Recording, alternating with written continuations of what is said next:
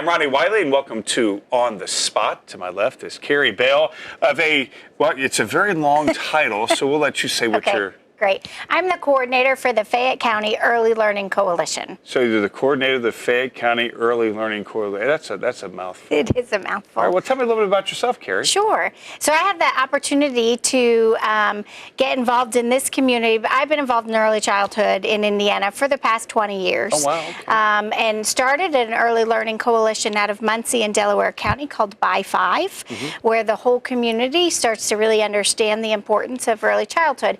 And during that tenure, I had the opportunity to meet Anna with the foundation. Oh, Anna Duggan? Anna Duggan, and she became very interested in finding out how this all plays into the prosperity of the community, and started coming up and talking to us up there, and decided that they would really like to try and see if there was a desire to start an early learning coalition in Fayette County.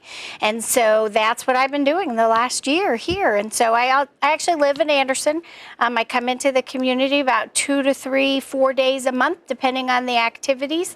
There I run a leadership academy in Madison County. Oh, wow. So you do all kinds of things. I do all kinds of things. When you say throughout the state, you're talking about throughout the state. I do. So what got you involved in early childhood development? Was that something that when you were a kid that you wanted to do, or when you were in education you thought, I like that? I always knew that I wanted to work in the sector to impact young children. Yeah. When I found that I did that, it was extremely satisfying, but I also found that I had a very good connection with the adults that were working with the young children. So I moved into administrative roles to support the teachers and programs and the parents, and training them and getting resources for them. And then I got involved in a nonprofit child care center.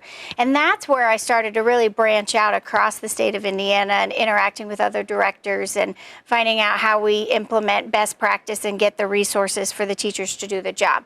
But then during that is when I realized how little the community really understood the importance of early childhood and brain development.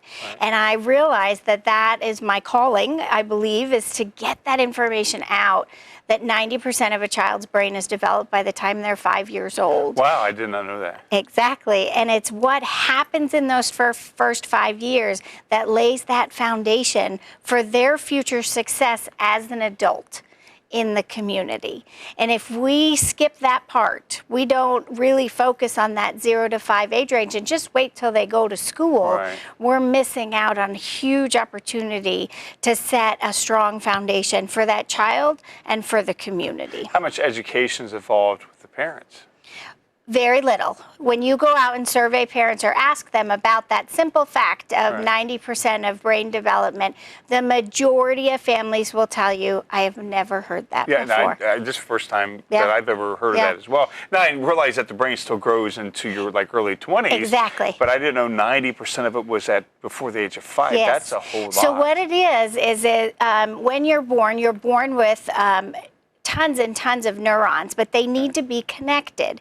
The connection is what allows you to learn and talk and speak and have emotions. So that what you said, when you're in early 20s, that's the front. So you start developing, your brain starts developing here. By the time you're early 20s, hopefully you're emotional. Your ability to reason is fully developed. But if all of those connections aren't made, and they aren't strong connections, and that research now shows from brain scientists that 1 million connections are made per second in a child's brain. That's amazing. But there's certain things that have to happen in order for those connections to happen. And if a child is not being talked to, or sung to, or read to, over and over and over, those connections aren't happening. And so where you get developmental delays. Yes. Wow. And they show up to kindergarten, and the teachers go, wow, this child doesn't know what their name is. Somebody who's called Bubba from birth instead of their name, and they show up to kindergarten, and all of a sudden their name Jonathan is on a cubby. They have no idea what that is. So, but then you have the rest of the class who shows up who has that. So the research has shown that the kids who don't have those high quality early learning opportunities show up to kindergarten already sometimes 2 years behind Wow. than the peers that are in the classroom with You talk them. about early education, what are the opportunities we have in Fayette County? You know, we have, there are some opportunities in Fayette County, and I commend the Fayette County Community School System. They were one of the first in the state that really said, we are going to see what we can do to offer as much preschool that we can for Like Head families. Start? Head Start, Title I preschool, developmental, so if you have delays, the opportunity, and almost all of what they offer is free to the family. So if you're a 4-year-old in Fayette County, you can access pretty much high quality preschool. It's under the age of 3 that we have some gaps in the community. We particularly have gaps for families if they are needing preschool or childcare, and it needs to be year round. So for your working families, your single parent families that they're working or going to school, their needs maybe aren't just during the school day, but their needs are for the whole year, even during the summer, even at Christmas time. Maybe they only get off Christmas Day. That's where we have found, particularly with the infants and toddlers, we have very limited spots in Fayette County. So my question is to the community, then where are the babies and the toddlers? Are they being watched with family, friends, and neighbors? And so are there a lot of good learning opportunities happening? Are they safe environments? Do we know? Are kids moved on a daily basis because that's what works for the family? I just talked to a grandma last night at the baby fair, the baby contest. At the county fairgrounds there, and we were asking, well, where does your little one go? And she knew every single day, but that little one, the 2-year-old, is moving to a different person every single day of the week so that the parents can make it work, so they can go to work. And you guys provide resources to help that family. We do. So we connect the community and parents to resources. There's free child care referrals that parents can do to identify what do we look for, and these are my needs. I may work second shift. Is there second shift care in Fayette County?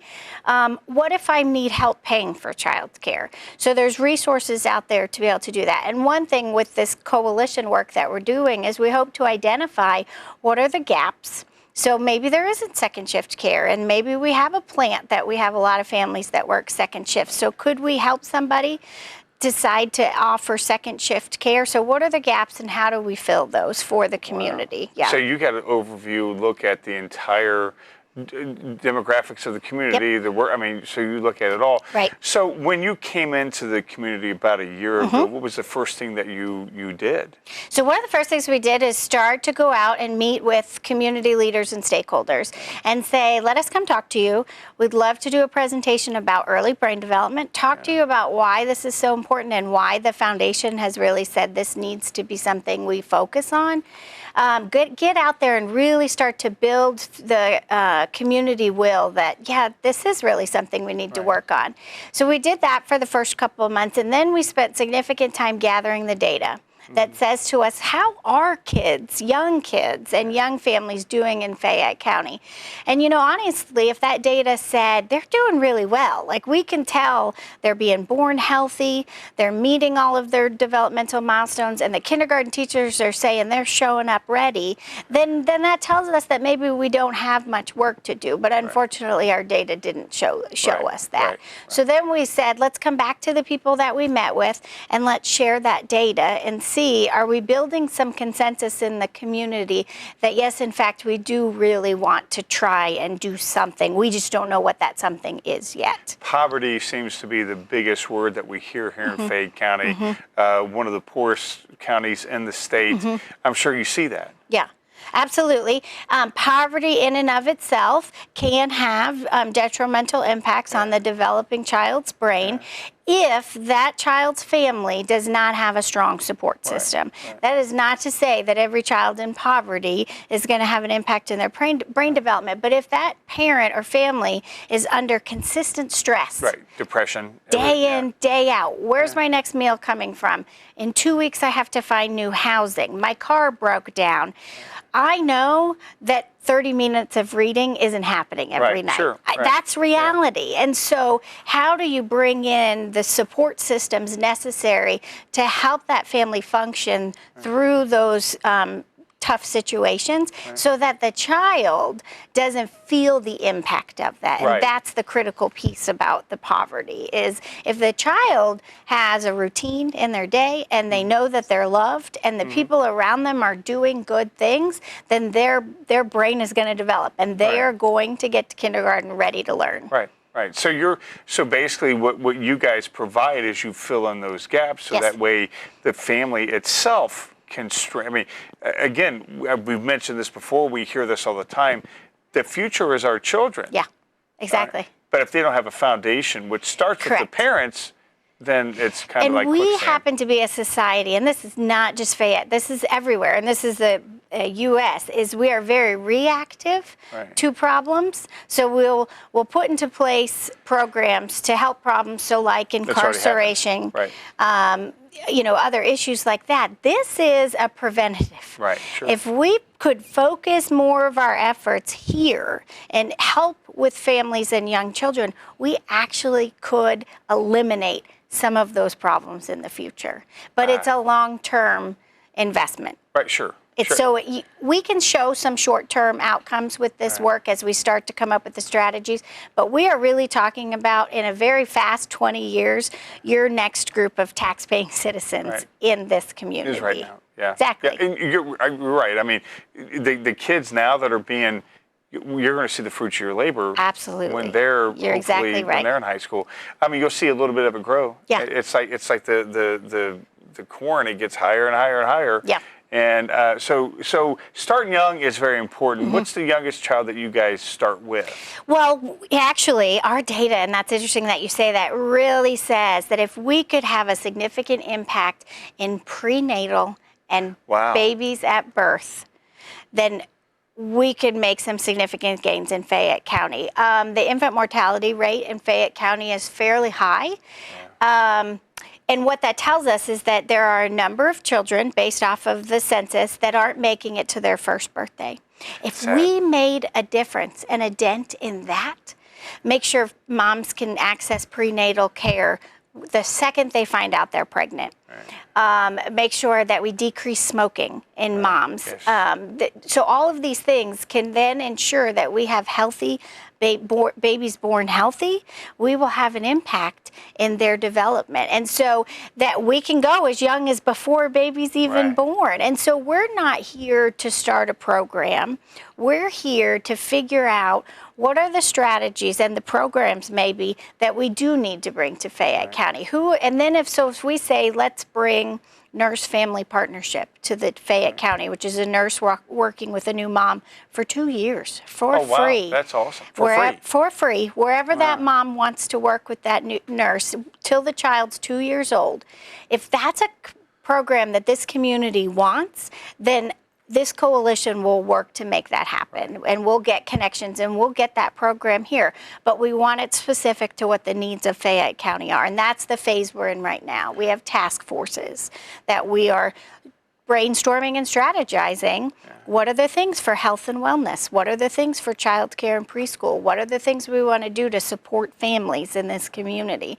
And so we're putting together that plan right now. Do you guys strengthen current, like we have the Hope Center, which is fabulous. Do you guys strengthen those? Yes, absolutely. And so if the Hope Center were to say, we really think we would like to do this program, but we don't have the capacity to do it, then it needs to end up in our plan, and then that's when we go out and look for funding and look for opportunities to be able to do that for that program. They do a lot of prenatal care as well. They're fabulous. They're just right across. And they're across connected. The studio here. Who are the programs that are currently connected with families? That's who we need to get on our task forces and being a part of this important work, because ultimately it's the plan that the community agrees to and says, this is what we said we wanted to do.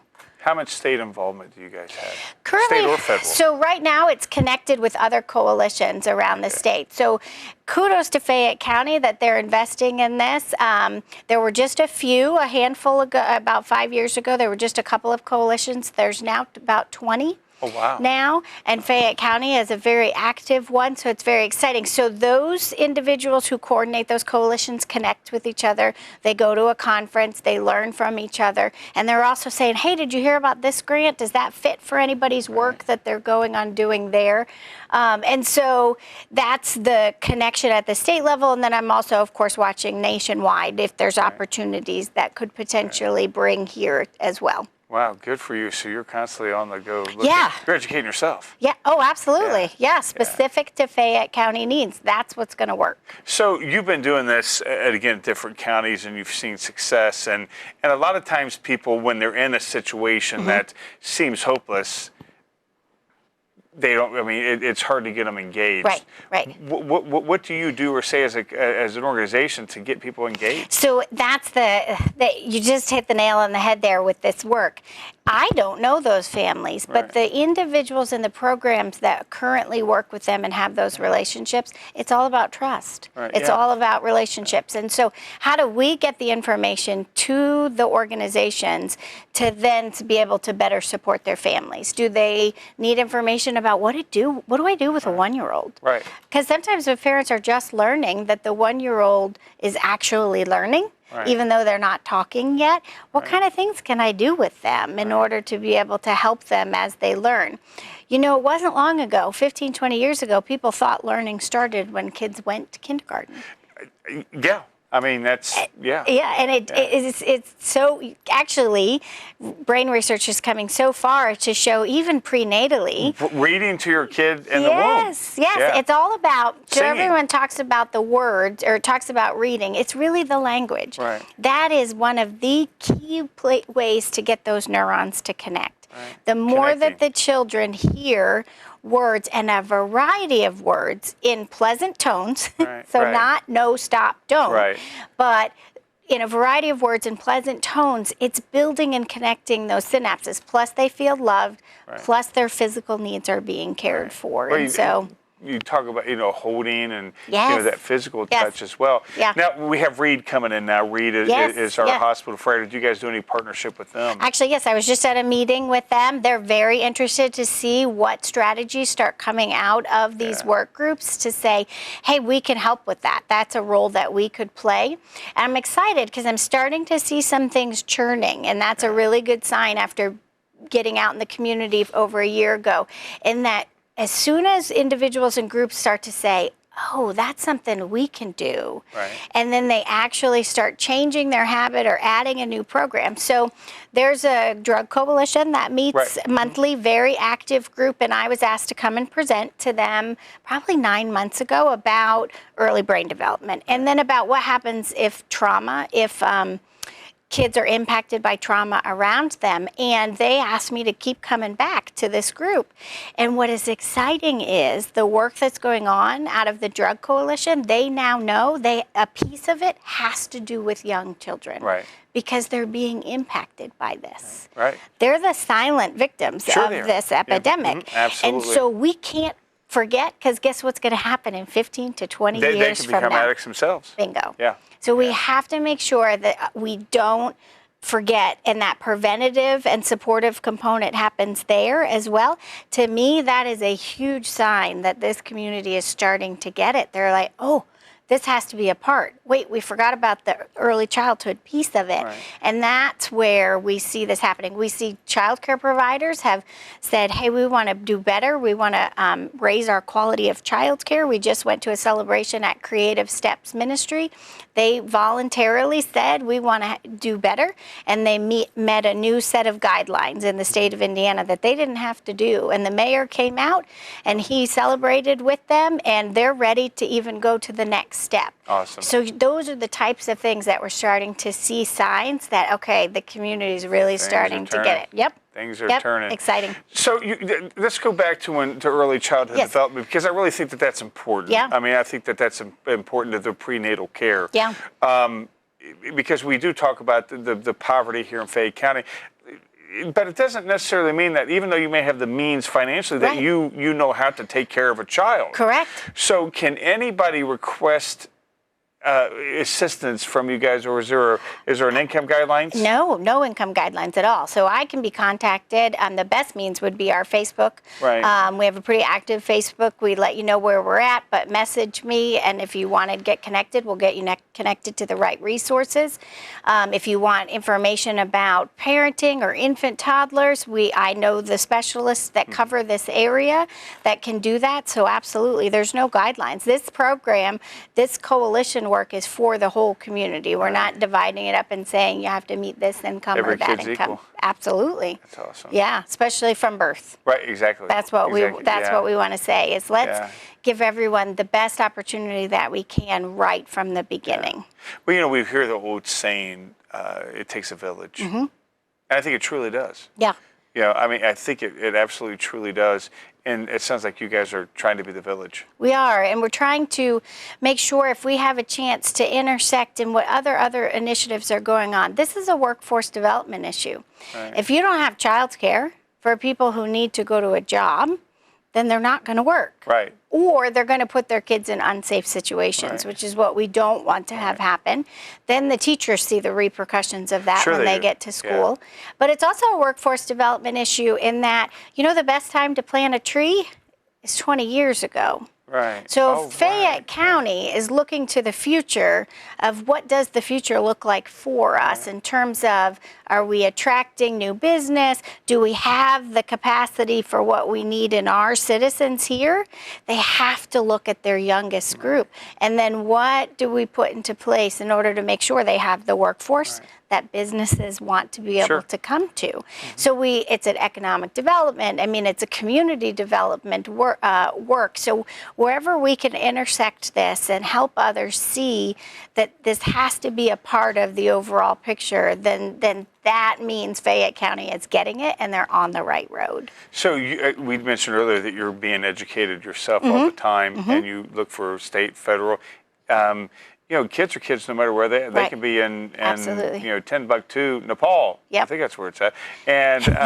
And kids have that basic need. Oh, absolutely. Of feeling loved and educated and survive it, or I don't know if survive is the right word, but you don't want them to survive, you want them to thrive. Correct. I think that's probably the key thing. You want kids to thrive from the beginning. Exactly. When you first got in this, how long has it been since you first got in this? 20-some years. 20-something years. Yeah. And you're only 20-something, right? Exactly. I was just a toddler. You were a part of the product. Yeah. Have you seen kids when you first started now? Now they're the tree you talk about. Oh, absolutely. It's got to make you feel good. Yeah. Even with my own children. Exactly. I had a gentleman that I worked really closely with when I was in Muncie and Delaware County, and I'll never forget after he first met me, and I was talking about why early childhood is so important. And he was in the business sector. He was business mindset. And he said to me, how come you people, meaning early childhood people, how come you haven't told us this about brain development? And I had to stop and think, okay, he has a point.